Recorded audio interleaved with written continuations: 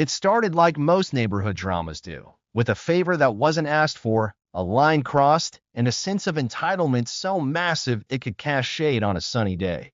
The first time I saw those two muddy Ford F-250s parked side by side in my private garage bay, I figured someone made an honest mistake. Maybe a delivery guy used the GPS wrong or a contractor pulled into the wrong lot. After all, the 4-unit commercial space I owned sat at the edge of the county line, surrounded by a sprawl of rental homes, farm acreage, and the kind of suburban chaos that makes boundaries blur. But then I noticed something different. The way the tires were parked at angles like they belonged there. Someone had left their sunglasses on the dash. There was even a half-drunk coffee cup on the hood of one, as if the truck was a backyard picnic table instead of a vehicle that didn't belong to them. I leaned on the cold cinder-block wall, arms crossed, eyes narrowing at the garage I'd owned outright for 7 years, a structure I leased entirely to the county sheriff's department under a quiet municipal agreement. I didn't use it myself, not for storage or maintenance or even visits, unless something required my signature or access. The sheriff's vehicles were rotated through for repairs and light upgrades, and though they weren't always present, the signage was clear. Law enforcement use only. Private property 24/7 surveillance in use. So who in their right mind would just barge in and use it like it was their own driveway? I dialed my contact at the department, Deputy Reyes, just to double-check there hadn't been some jurisdictional swap I hadn't heard about. He confirmed it instantly. Those two lifted trucks? Not theirs. In fact, they'd recently been patrolling for illegal dumpers and tow avoiders in the nearby subdivisions, which made this all the more suspect. I checked the footage from the exterior cam mounted above the left garage roll-up. Clear as daylight, I watched a woman, maybe mid-40s, bleach blonde ponytail, wearing leopard leggings and a pink windbreaker, step out of one of the trucks like she owned the place, fumble in her handbag, and use what looked like a universal garage remote to open the bay door. She pulled one truck in with calm confidence, then returned half an hour later with the second. Just like that, my sheriff-leased garage had become her personal 2-truck storage unit. I tracked her plates and called it into Reyes. She gave me a name, Monica Firth. Oh, and she wasn't just some local Karen. She was the vice president of the HOA from the nearby upscale development they called The Bluffs. You know the type. Man-made lakes, cobblestone entry, and board meetings that last 5 hours because someone dared paint their shutters sunset maroon instead of HOA-approved desert sand. Monica had a long record of complaints, bullying, targeting homeowners who didn't fit her vision of the neighborhood, and organizing fines that mysteriously aligned with her personal vendettas. I'd had my own run-ins with her before, mostly passive-aggressive letters about maintaining uniform visibility across property lines because my lot bordered one of their manicured sidewalks. But this was trespassing. Worse, it was deliberate. Instead of storming over like a lunatic or leaving angry notes, I waited. I knew from the camera she returned every few days, mostly in the late afternoons.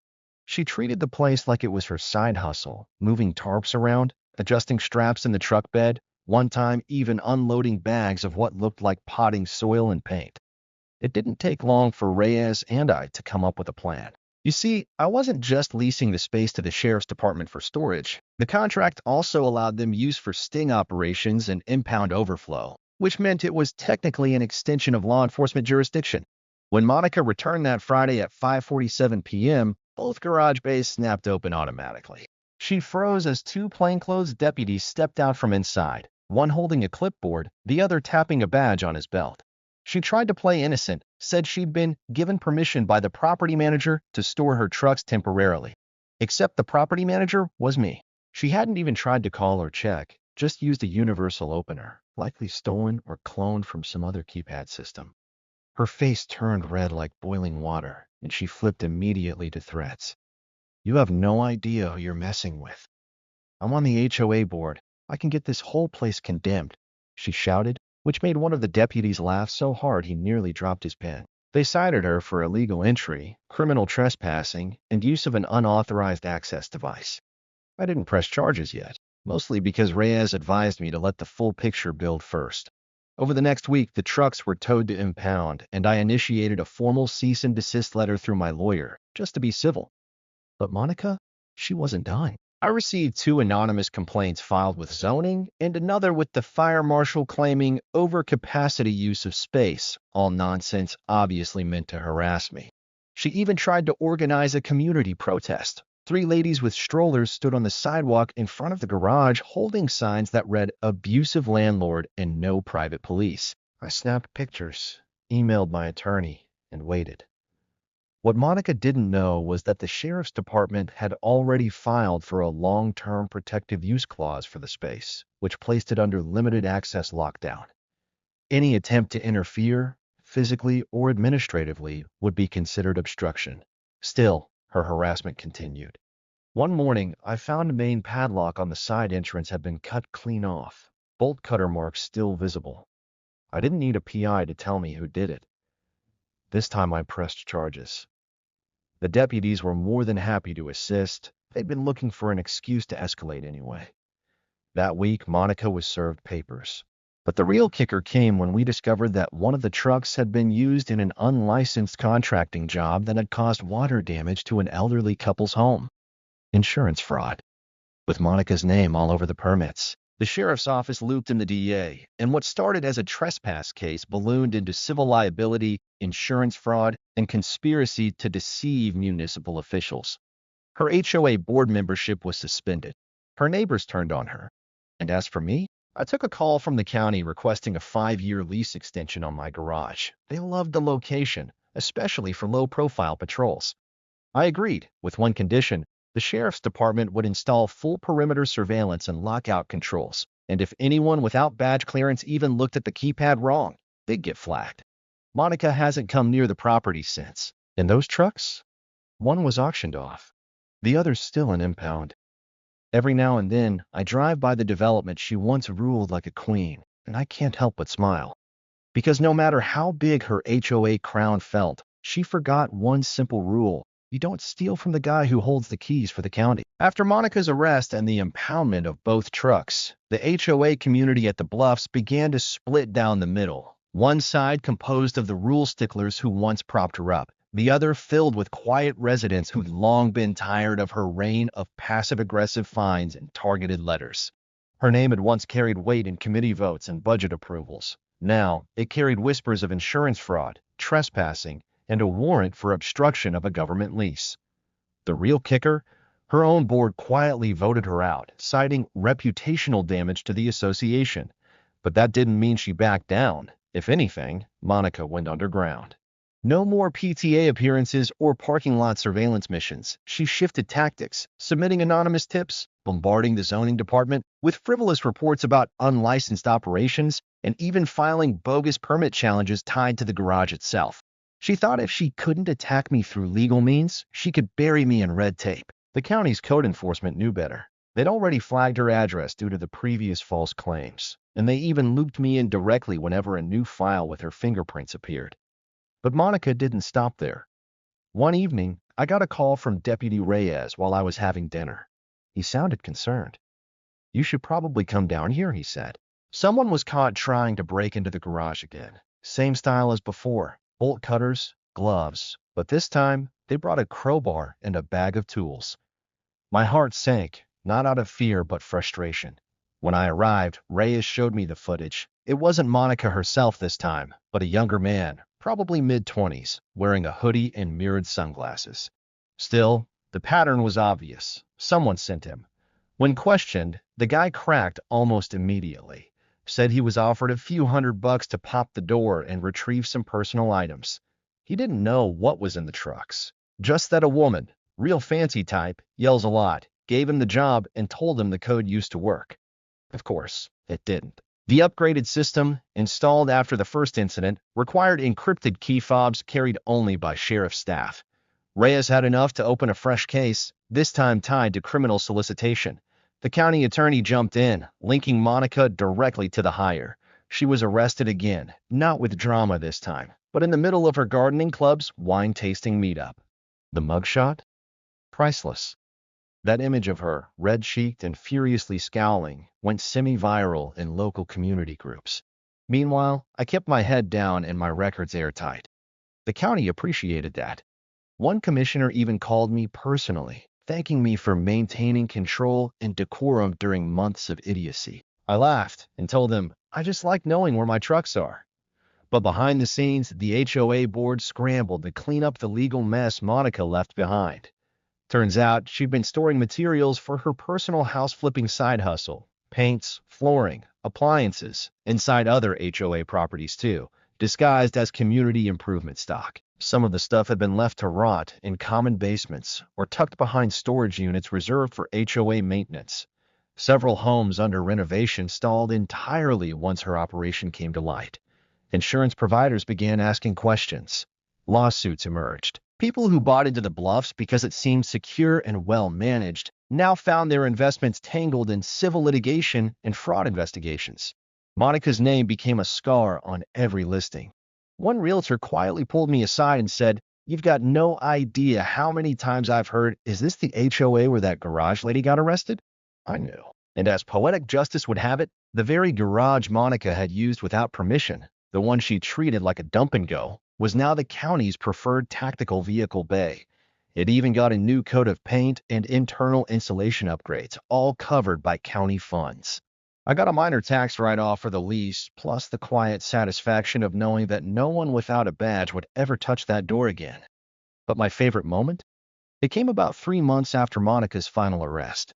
I was doing a walkthrough with Deputy Reyes, just checking in on the lease space when a woman pulled up in a Prius.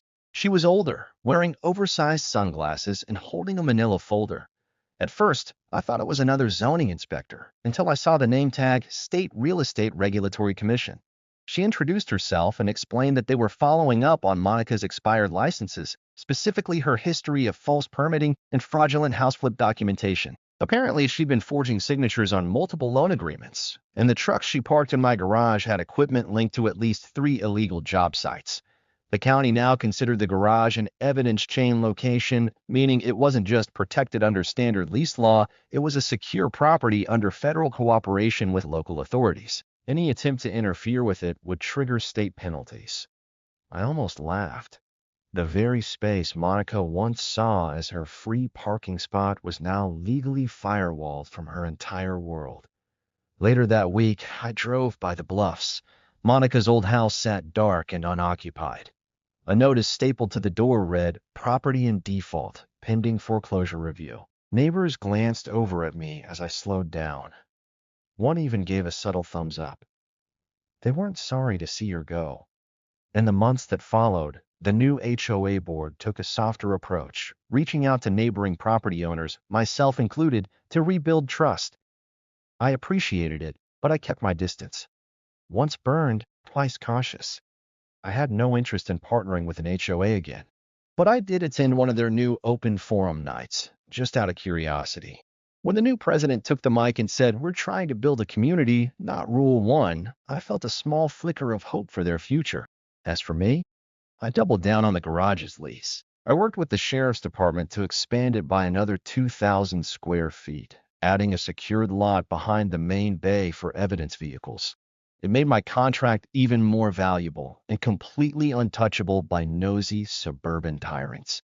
Sometimes I think about Monica, where she is now, what she tells people when they ask why she left. I imagine her trying to rewrite the story, blame others, say it was all a misunderstanding. But the truth is etched in public records, footage archives, and court logs. She parked her trucks in the wrong place. She assumed no one would challenge her, and she got steamrolled by her own arrogance. If there's one thing I've learned, it's this. Owning a property isn't just about deeds and square footage. It's about leverage. It's about knowing when to stay quiet, when to strike, and when to let someone dig their own grave, one violation at a time.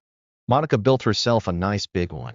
All I did was hand her the shovel. Monica's fall from grace might have seemed complete after her eviction from the HOA board, her multiple arrests, and the foreclosure of her once pristine home. But the ripple effects of her meddling continued to surface like oil slicks on still water, each one more bizarre and petty than the last. Though legally barred from stepping within 500 feet of the county-leased garage, she remained obsessed, filing appeal after appeal, sending proxy letters through out-of-town attorneys, and even attempting to purchase an adjacent property through a shell LLC to regain visual oversight. Her fixation wasn't just about those 2 trucks anymore. It had evolved into a campaign of vengeance driven by ego, fueled by public embarrassment, and sustained by the quiet insanity that comes when a control freak loses control. But I wasn't playing defense anymore. I had allies now. The county, the sheriff's department, even a local journalist who'd started digging into HOA corruption and found Monica's name scattered like mold in every shady pocket of neighborhood mismanagement. The garage, now fully operational as a county evidence and staging facility, received federal equipment grants and biometric upgrades thanks to its importance in multiple ongoing investigations. I even handed off an entire box of evidence from Monica's original incursion, handwritten notes, old camera logs, spare key copies she'd secretly made, and watched the FBI tag it all with yellow evidence stickers. Yes, the FBI. Turns out Monica had been moving money through fraudulent renovations tied to 2 states, and some of the equipment she left behind in the trucks traced back to FEMA grant fraud. What began as a petty parking dispute had mushroomed into a case that crossed county, state, and federal jurisdictions. Still, I kept my day-to-day life quiet. I walked my dog, brewed coffee, and occasionally peeked over at the now renovated HOA clubhouse, where new leadership had removed every trace of Monica's reign. Her name scrubbed from plaques, her policies reversed, and her photo discreetly replaced with a notice that read, "Board transparency begins with accountability." But Monica still tried to claw back her relevance. Her most desperate move came one afternoon when I received a certified envelope containing a personal apology letter. The language was flowery, even remorseful, but the core message was manipulation. She wanted to meet privately, to discuss restitution, and resolve things without dragging more parties into embarrassment. It wasn't signed by her. It was signed by a man named Spencer, a former HOA lawyer she dated and who'd since been disbarred for improper influence in civil housing disputes. Spencer's letter suggested they wanted to negotiate return of property, citing emotional trauma caused by forced separation from Monica's personal goods. I nearly laughed. The property in question, her trucks, were still locked in county impound under forensic examination tied to multiple active investigations. I handed the letter directly to Deputy Reyes, who added it to Monica's file. But it got worse. Days later, a drone flew over the garage. Not just a casual flyover, it hovered, zoomed in, took footage, then zipped off. The sheriff's department traced its flight path to a rental car located half a mile away, parked in front of a cheap motel. Security footage? You guessed it, Monica, wearing a scarf and sunglasses, pacing back and forth, arguing with someone on the phone. They caught her 2 hours later trying to leave the city limits. She was arrested again, this time charged with violation of restraining orders, obstruction of law enforcement operations, and attempted interference with a secured federal site. That was the last straw for the DA. Monica was indicted, not just for trespassing or local nuisance codes, but for racketeering, document forgery, and fraud. The case made local news and even a regional podcast, Suburbia Unmasked, the HOA queen who fell hard. They called her Karen Prime, a cautionary tale about entitlement, unchecked power, and what happens when someone believes they're above every rule. Her trial was open to the public. I attended the first day. She sat there in a dull gray suit, hands folded, trying to project calm, but every time the prosecution mentioned the garage, she visibly twitched. The footage they played was damning. Not just her entering my property without permission, but instructing others to break in, forging documents to assert ownership, even coaching accomplices on how to evade security. Her defense crumbled. The verdict? Guilty on all counts. She was sentenced to 6 years, with eligibility for parole in 4. No country clubs. No ankle monitor at home. Real prison.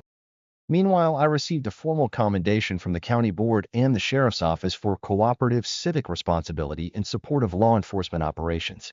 I didn't frame it. I laminated it, hung it on the inside of the garage office. Where Monica's trucks once stood, there were now tactical ATVs, secure lockers, and a weekly rotation of deputies using the space as their prep zone. But the story didn't just end there. The Bluffs HOA restructured entirely. They adopted open elections, removed petty fine systems, and initiated a community respect charter inspired, hilariously, by the very conflict Monica began. Her old allies disappeared or resigned. Property values, which had dipped after the scandal, began to rise. Even Zillow listings proudly stated, reformed HOA, fully transparent, no interference from former board figures. I, for my part, kept the garage lease active and added a second one, a plot of land adjacent to the sheriff's office, earmarked for equipment overflow. Monica's name would never be spoken again in the HOA meetings, but her actions ensured I would be respected, or at least never underestimated, in that neighborhood again. A year after her sentencing, I received one final letter, this time from her brother, apologizing for her actions and quietly offering to buy the house she lost, just to keep it in the family. I declined. I had no interest in facilitating a comeback. She parked 2 trucks in my garage without asking.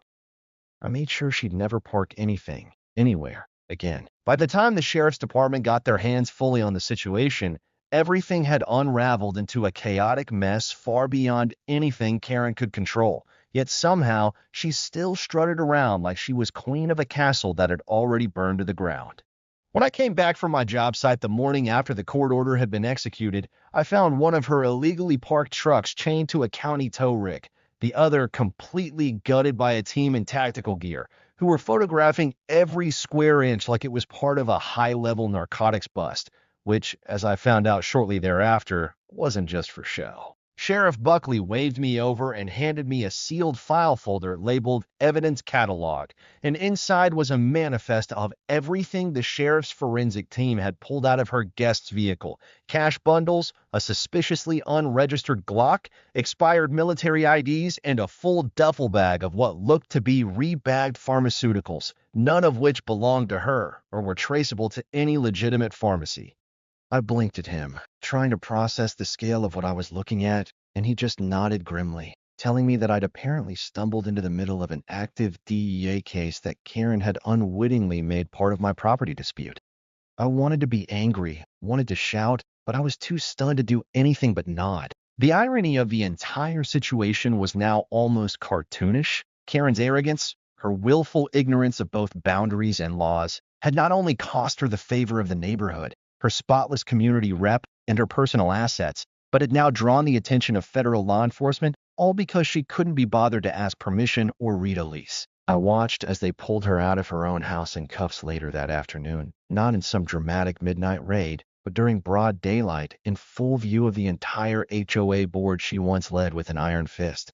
The same people who had once nodded vigorously to her every demand now barely looked in her direction, keeping their heads down like children trying not to be noticed. Sheriff Buckley personally led her down the driveway while 2 other officers boxed up her files, computers, and the keys to those monstrous trucks. She looked at me like a feral raccoon caught in a trap, panicked, betrayed, and still clinging to the idea that somehow this was all my fault, like I'd planted evidence or forged a contract or tricked her into towing criminals into my garage. The truth was so much simpler, and, I imagine, more painful for someone like her to accept. She didn't read. She didn't listen. She didn't care.